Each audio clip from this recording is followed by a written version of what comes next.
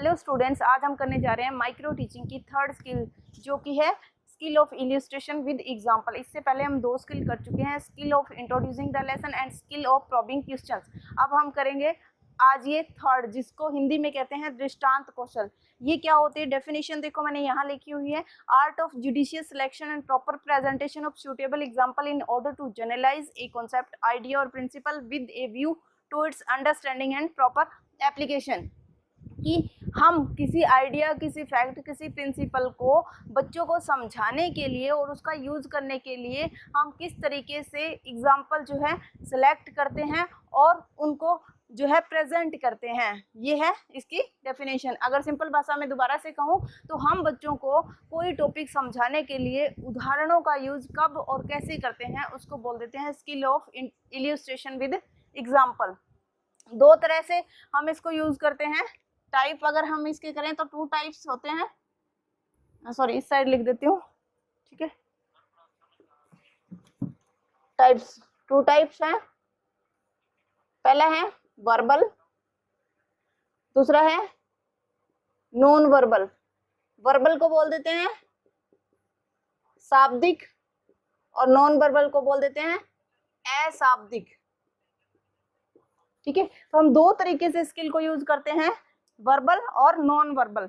Verbal में हम क्या लेते हैं, बोल के जिसमें कुछ सिखाते हैं हम, जैसे कोई कहानी सुना रहे हैं, कोई तुलना कर रहे हैं, कोई डिफरेंस बता रहे हैं, कोई सिमिलरिटी बता रहे हैं, इस तरीके से जब हम एक्सप्लेन करते हैं तो वो वर्बल यूज कर रहे हैं हम एग्जाम्पल। दूसरा है नॉन वर्बल। नॉन वर्बल हम कब यूज करते हैं? जब हम चार्ट दिखा रहे होते हैं बच्चों को, कोई ग्राफ दिखा रहे होते हैं, कोई पिक्चर दिखा रहे होते हैं, कोई एक्सपेरिमेंट करके दिखा रहे होते हैं या कोई मॉडल दिखा रहे होते हैं। जब इस तरह की चीजें बताते हैं तो हम नॉन वर्बल जो है एग्जाम्पल का यूज कर रहे हैं।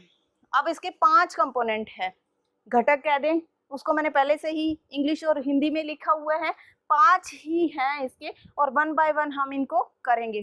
पहला है फॉर्मुलेटिंग रेलिवेंट एग्जाम्पल, सार्थक उदाहरणों का निर्माण। जो भी उदाहरण हम लेते हैं किसी टॉपिक को समझाने के लिए वो सार्थक होना चाहिए। मतलब क्या है? रेलिवेंट होना चाहिए, मतलब जो हम टॉपिक करवा रहे हैं उससे मिलता हुआ होना चाहिए।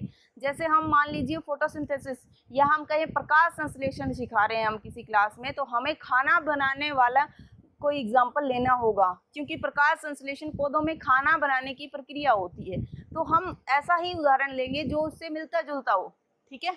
दूसरा है फॉर्मुलेटिंग सिंपल एग्जाम्पल, सरल उदाहरणों का निर्माण। जितने ज़्यादा हो सके आसान से आसान उदाहरण लेने हैं और इसमें बच्चों का मेंटल लेवल का ध्यान रखना है कि हम कौन सी क्लास को टीच कर रहे हैं, हम उसी हिसाब से जो है उदाहरण लेंगे, उदाहरण सरल से सरल होंगे।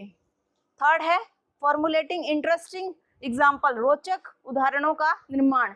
जो भी उदाहरण हम लेंगे वो इंटरेस्टिंग होंगे, बच्चे की इंटरेस्ट के अकॉर्डिंग होंगे, मेंटल लेवल के अकॉर्डिंग होंगे। इसमें मोस्टली छोटे बच्चों को तो हम कहानियाँ सुनाते हैं। कोई भी कॉन्सेप्ट, कोई प्रिंसिपल सिखाने के लिए अगर हम कहानी का सहारा लें, पहले कहानी सिखाएं, कहानी सुनाएं और उसके बाद उसको एग्जाम बताएं वो फैक्ट और प्रिंसिपल, तो बहुत इंटरेस्टिंग लगता है बच्चों को, ठीक है। या फिर कोई ग्राफ, मॉडल वगैरह कुछ इस तरीके का दिखाते हैं तब भी बच्चों को इंटरेस्ट आता है उसमें। तो हमें जो उदाहरण लेना है वो इस तरीके का लेना है कि बच्चे जो है उसमें एक्टिव लिसनर रहें, ठीक है। फोर्थ जो है वो है using appropriate media for example. हमें प्रॉपर मीडिया यूज करना है। मीडिया 2 तरह का होता है, वर्बल और नॉन वर्बल। वर्बल में मैं एक उदाहरण कहूँ तो जैसे कहानी सुनाना होता है, स्टोरी टेलिंग जो होता है, ये वर्बल मीडिया है जिसमें हम कहानी के माध्यम से कुछ फैक्ट प्रिंसिपल सिखाते हैं। दूसरा नॉन वर्बल, उसमें मैं पहले ही बता चुकी हूँ, जैसे ग्राफ, चार्ट, कोई पिक्चर, कोई मॉडल, कोई एक्सपेरिमेंट, कुछ इस तरह की चीज़ें जब हम दिखाते हैं बच्चों को तो वो होता है, ठीक है, मतलब मीडिया यूज कर रहे होते हैं और एप्रोप्रिएट मीडिया यूज करना है हमें उस टाइम। लास्ट है making use of inductive and deductive approach. इसमें हमें ना 2 बातें याद रखनी होती है। पहला होता है अंडरस्टैंडिंग, यहाँ पे ब्लूम टेक्सोनोमी की 2 जो है वर्ड ले रही हूँ मैं, अंडरस्टैंडिंग और अप्लाई। जब हम कोई उदाहरण किसी प्रिंसिपल फैक्ट को समझाने के लिए, समझने के लिए या समझाने के लिए यूज करते हैं तो उस टाइम हम इंडक्टिव मेथड का यूज कर रहे होते हैं। अंडरस्टैंडिंग के लिए जब हम एग्जांपल लेते हैं तो इंडक्टिव मेथड का यूज करते हैं या आगमन विधि का यूज करते हैं, ठीक है।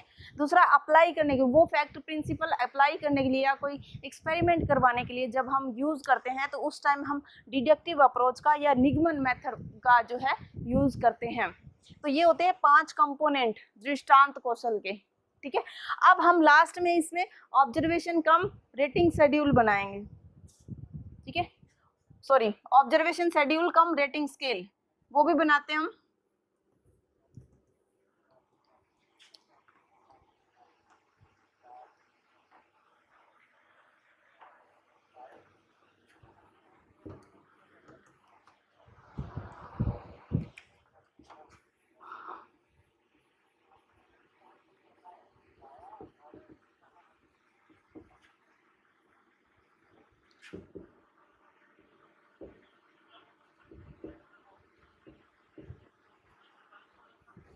किस तरीके से बनाते हैं हम, इसमें एक बॉक्स लेते हैं जिसमें हम 3 कॉलम बनाते हैं मोस्टली। ठीक है,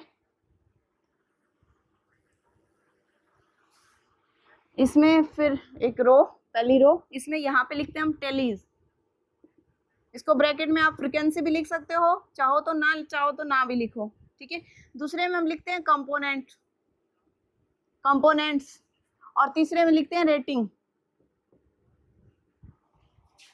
टैली बाद में बताती हूँ, पहले कंपोनेंट लिखते हैं आप 1 2 3 4 5। मैं यहाँ पे खाली छोड़ रही हूँ, आपको वही कंपोनेंट लिखते हैं, आपको वही कंपोनेंट लिखने हैं जो मैंने अभी आपको बताए हैं, पांचों के पांचों। यहाँ पे हम कंपोनेंट लिखेंगे, सारे वो कंपोनेंट लिखेंगे जो मैंने आपको अभी बताए थे, मैं खाली छोड़ रही हूँ। यहाँ पे हम रेटिंग लिखेंगे जिसमें हम 0 1 2 3 4 5 6 तक लिख दिया मैंने। दूसरे में, तीसरे में भी ऐसे ही, पांचों कंपोनेंट में हमें इसी तरीके से लिखना है रेटिंग स्केल।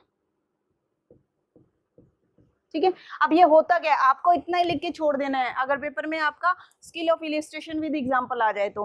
ठीक है, कंपोनेंट की रेटिंग क्या है कि बच्चे ने पढ़ाते टाइम इस कंपोनेंट बिहेवियर को, फर्स्ट कंपोनेंट बिहेवियर को कैसा यूज किया है, वो टीचर आपको यहाँ रेटिंग देता है। ये तब देता है जब आप टीचिंग करते हैं, माइक्रो टीचिंग करते हैं खासकर।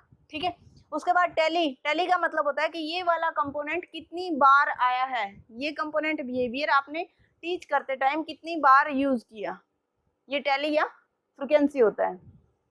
ठीक है, तो इस तरीके से ये करते हैं। और हाँ, एक बात और क्लियर कर दूं मैं आपको, मैं यहाँ पे माइक्रो टीचिंग का लेसन प्लान नहीं करवा रही हूँ स्किल का। ठीक है, मैं यहाँ पे आपको skill of illustration with example सिखा रही हूँ। एग्जाम में अगर आ जाए तो आपको इस तरीके से अटेम्प्ट करना है, और इसका कॉन्सेप्ट मैप आप लोग बना लीजिए। कोई प्रॉब्लम हो तो कमेंट बॉक्स में डालिए। नेक्स्ट टाइम नेक्स्ट स्किल के साथ फिर हाजिर होंगे, तब तक के लिए गुड बाय, थैंक यू।